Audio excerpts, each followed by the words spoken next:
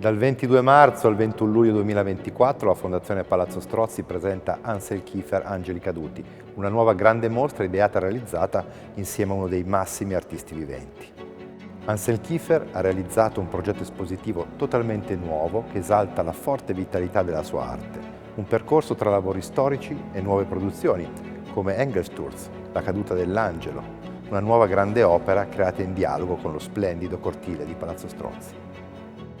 L'esposizione permette di entrare in contatto diretto con il grande maestro tedesco, celebre per una profonda e stratificata ricerca sui temi della memoria, del mito, della storia, della letteratura e della filosofia.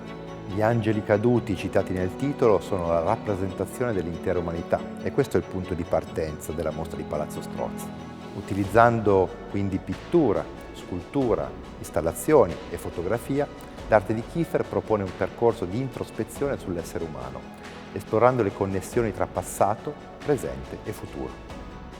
Ogni produzione artistica di Kiefer esprime il rifiuto del limite nella sua monumentalità, nell'infinita ricchezza di risorse culturali, tecniche e materiali con cui egli crea la sua arte.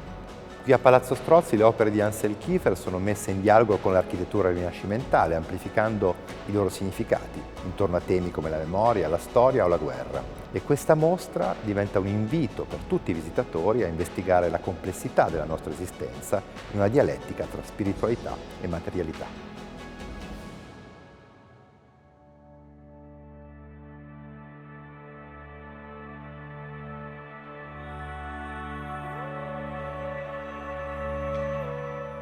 I think this show is between two things.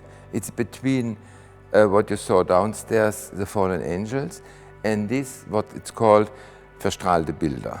It's both, it exprimes antagonism, a contradiction you cannot dissolve. So, you know, when God created the world, there was all of a sudden resurrection of the angels. Some wanted to be like God. So it's a lot of theory in the theology. If God created the devils himself, so he made this antagonism himself, or later they revolted against him. So it's not clear. It's through the centuries, it was always different meanings. Anyway, it's impossible this, because God is everywhere. He is good. He's a good in person. He knows all. So he should have known that some angels will revolt against him. And this contradiction is in my work too. So these paintings are all radiated. I put them in a radiated room to destroy them, because I didn't like them. You know, I didn't like them. And I always wanted, since I'm an artist, to create the chef d'oeuvre, so the best thing. And I never succeeded.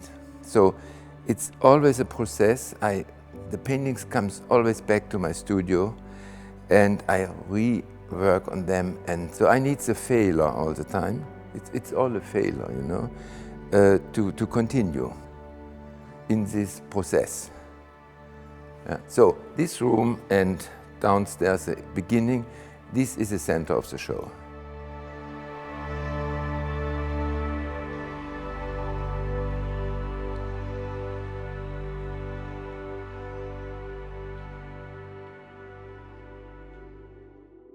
I was very, very impressed by, it's a little book by Anthony Artaud, Elagabal, and Roman emperor. I think he ruled only for years, I think. He was doing this from Asia.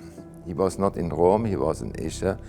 And the book from Anthony Artaud is fantastic, you know. That's an illusion. I was inspired to these paintings, and it appears, well, don't you know this? It appears all 10 years, it appears another Elagabal.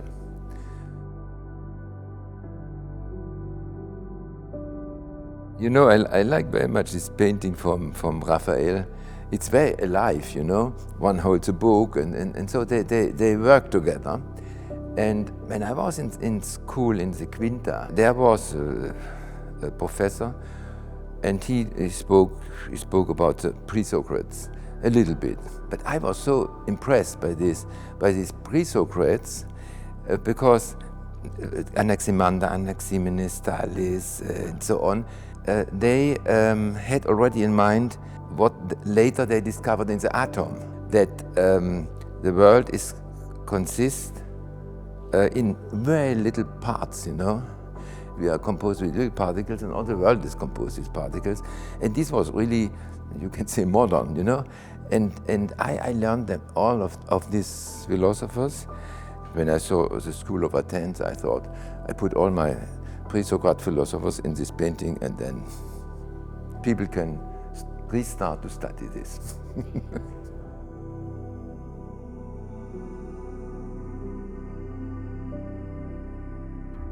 First, rubble, this doesn't exist for me. These are all things, they are in a process. Platonism means there is an idea, and the idea forms the material.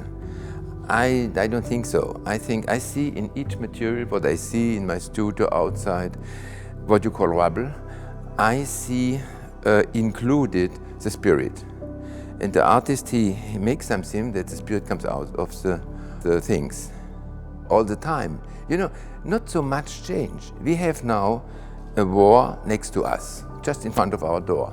But there was, after the Second World War, where there was 60 million deaths. Can you imagine 60 million? It's as much as Germany was, West Germany. That's enormous. So then they thought, now we can do something to make something that this doesn't happen anymore, but it happens all the time, you know.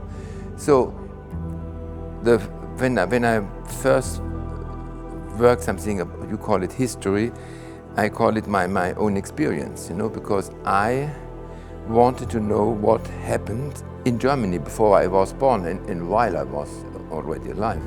And this is it's a historical question, but it's also a personal question.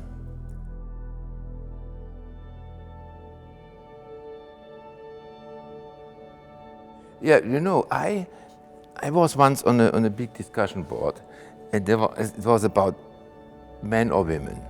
And I think each man has something, more or less, women inside, you know. It's not like this, divided, you know. And when I did these works about women of the revolution, women of antiquity, for example, Sappho. Sappho is a great old Greek poet, but we don't know anything direct from her. It's all translated by male quotations. It's completely crazy, no? It's not good. And the French Revolution, you know, the French Revolution was created in the Jacobiner clubs. And this was Madame Roland, Madame de Staël, and all these great French women who had the saloons, and there was discussed these ideas. So women's play, and I would say men are so mean to women because they feel inferior. In a way, I feel a little bit inferior, you know. The women are more intelligent, more connected with the earth, and so for this reason the men started to oppress them.